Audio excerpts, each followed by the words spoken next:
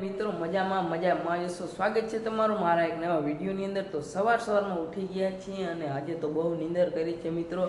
અને કાલે આપણે મહેમાન થઈને ગયા હતા કોરાડા દ્વારકા ડિસ્ટ્રિક્ટ, આપણે શું કહેવાય દ્વારકા આપણે દેખાતું હતું અહીંયાથી। અને આપણે કોરાડા ગયા હતા અને પછી કાલે મામાના ઘરેથી આપણા ઘરે આવતા રહ્યા હતા।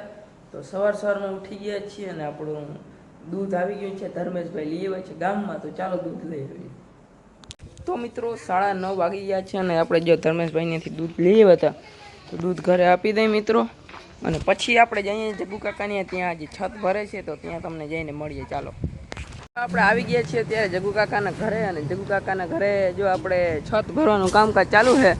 જોઈ લો મિત્રો, અહીંયા આપણે જો રાજુ કાકા ઊભા છે ઉપર, જોઈ લો મિત્રો જો અહીંયા છત ભરવાનું કામ હાલે છે। જોઈ લો અત્યારે અહીંયા છત ભરાઈ રહી છે, જો તમે ઉપર વેન્ટિલેટર દ્વારા આપણે સિમેન્ટ પણ ઉપર જાય છે ડોલચીમાં, જોઈ લો મિત્રો। જો આપણે રાજુ કાકાની ગયા હતા હમણાં છતનું જોવા, અને પાછા પણ જાશું અને આપણે થોડું કામ આવી ગયું હતું। જો અહીંયા આપણે ઝાડવા વાવી દીધા છે અને અહીંયા આપણે ગુલાબ વાવ્યું છે, જોઈ લો મિત્રો। આવી રીતે ગુલાબની ડાળખી હોય અને આડી આપણે જમીનમાં રાખીને માથે ધૂળ વારી દીધી છે, એટલે જો આવા કોટા હોય આવા એ ત્યાંથી નીકળી જાય અને લાગી જાય, પછી ધીમે ધીમે ધૂળ વારી દેવાની। તો જો આવી રીતે આખા બધામાં આપણે આમ ગુલાબ વાવી દીધું છે। તો ચાલો આપણે જઈએ રાજુ કાકાની, ત્યાં આપણે છત ભરવાનું કામ ચાલે છે, ચાલો ત્યાં જઈએ। પાણી, મીઠું પાણી પણ છે અહીંયા છતમાં, અને અહીંયા જો સિમેન્ટ ને બધું અહીં રાખ્યું જ છે સપ્લાય, જોઈ લો મિત્રો। તો મિત્રો જો અહીંયા અત્યારે માલ બનાવી રહ્યા છે કોન્ક્રીટ મશીનમાં, જોઈ લો। તો ચાલો તમને બતાવું છત ભરવાની સંપૂર્ણ પ્રક્રિયા। તો સૌપ્રથમ મિત્રો આ છે ગારીઓ બનાવવાનું મશીન, તેમાં રેતી, કપચી, સિમેન્ટ તેમજ પાણી નાખીને સારી રીતે મિક્સ કરી લેવામાં આવે છે। ત્યારબાદ મિત્રો આ ગારીઓ થઈ જાય છે તૈયાર, અને આને આપણે ઉથલાવીને ઓલી બાજુ જે આપણે ડોલચી છે તેમાં નાખીને ઉપર પહોંચાડવામાં આવે છે, અને ઉપર છત પર સારી રીતે પહોંચી જાય છે। જો આપણે તમને ડોલચી જોવા મળી રહી છે એ ડોલચીમાં નાખવામાં આવે છે, જોઈ લો મિત્રો। અને આવી રીતે પાણી છાંટીને આપણે જેવો જોઈએ તેવો આપણો ગારીઓ પણ તૈયાર કરી શકાય છે મિત્રો। જો આવી રીતે ડોલચીમાં ઠાલવી દેવાનું, અને મિત્રો જો આવું કંઈક મશીન છે, આપણે સિમેન્ટ અને કપચી અને રેતી દ્વારા માલ બનાવવાનું આવું કંઈક મશીન છે, જોઈ લો। અને આવી રીતે કંઈક આનું મેકેનિઝમ કામ કરે છે, આવી રીતે બની જાય એટલે નાખી દેવાનું આપણે ઓલી બાજુ ડોલચીમાં, જોઈ લો। તો મિત્રો હવે કોન્ક્રીટ છત ઉપર નાખવામાં આવી રહ્યું છે, અને સાથે મજૂરો તેને સરખી રીતે પાથરી પણ રહ્યા છે। અને આ કામમાં એક સાથે ઘણા લોકો કામ કરે છે, એટલે જો એક પણ વ્યક્તિ પોતાના કામમાં મોડું કરે તો આખી પ્રક્રિયા સરેરાશ ધીમી પડી શકે છે। અત્યારે તો અહીં બધાની સ્પીડ જોવા જેવી છે, કોઈ કોન્ક્રીટ લાવે છે, કોઈ ઉપર પહોંચાડે છે, કોઈ પાથરે છે અને કોઈ સરખું લેવલ કરે છે મિત્રો, જોઈ લ્યો। અને આ મકાન બનાવવામાં સાચી મહેનત તો આ લોકોની જ છે, ગરમી હોય કે થાક, કામ તો સતત ચાલુ જ રહે છે મિત્રો। બાકી જોઈ લો તમે ઉપરનો નજારો। અને મિત્રો કોન્ક્રીટ લાવવા માટેનું અહીં જો આપણે મેકેનિઝમ પણ અહીં સારી રીતે તૈયાર રાખવામાં આવ્યું છે। બે અહીં રેકડીઓ રાખવામાં આવી છે, આવી રીતે ઉપર આવે કોન્ક્રીટ એટલે બંનેમાં સરખો માલ આવી જાય છે, અને જો આવી રીતે કંઈક કામ ચાલે છે બધું।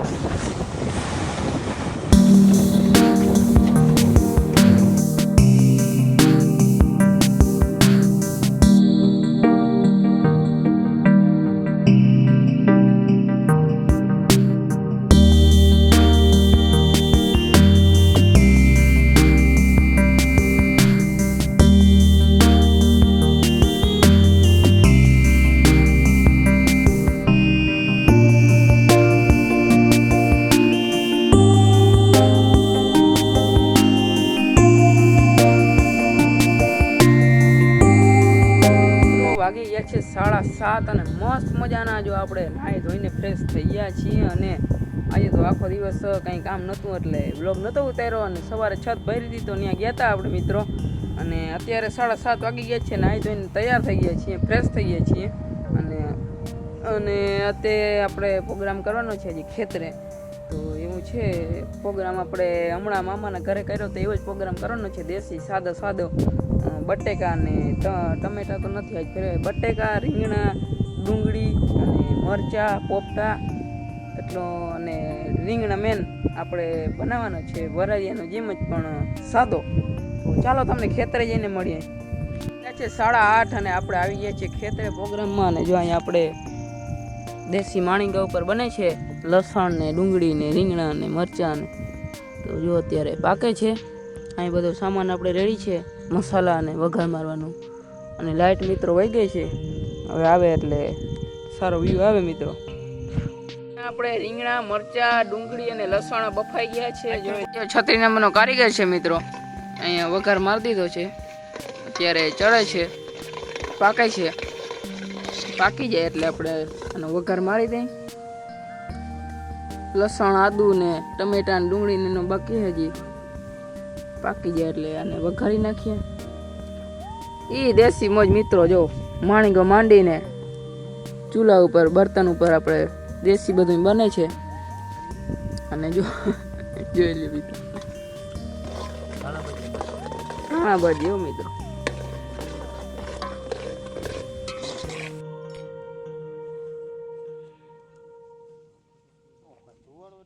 મિત્રો જો અત્યારે રીંગણા બટેકા ને આપણે બધું જો આમાં નાખી દઈએ. વઘાર મારેલું છે એમાં જોઈ લો. આ લસણ આવી ગયું મિત્રો, ડુંગળી આવી ગઈ, જોઈ લો. આ ડુંગળી આવી ગઈ, ડુંગળી આવી ગઈ, ડુંગળી આવી ગઈ, ડુંગળી લસણ બટેકા આવી ગયા. આ 36 નંબરનો કારીગર આવી ગયો વિડીયોમાં.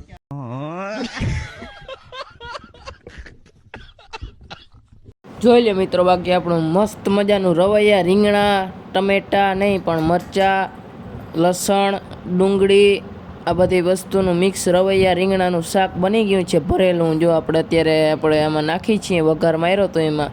હવે થોડીક વાર પાકી જાય એટલે આપણું શાક બની જાય તૈયાર. તો જો આવું છે મિત્રો નજારો. ઉપર મહાદેવ, નીચે સંદીપ પંડ્યા, બાકી મારું રંગીલું રાજકોટ. હો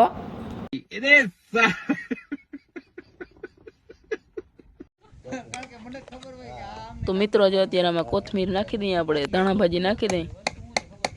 ધુવાળો લાગી ગયો છે આપણે. તો મિત્રો બની ગયું છે શાક. અને ચાલો હવે મસ્ત મજાના વાળું કરી લઈએ, પછી મળીએ. છે બહાર અને મસ્ત મજાનો જો વાડીએ પ્રોગ્રામ કરીને આવી ગયા છીએ ઘરે.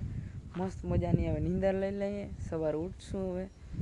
તો ચાલો સૂઈ જાય. અને આજના વિડીયોમાં એટલું. મળીએ તમને બીજા વિડીયોમાં. ત્યાં સુધી બધા મિત્રોને જય દ્વારકાધીશ, જય મોગલ મહારાજ.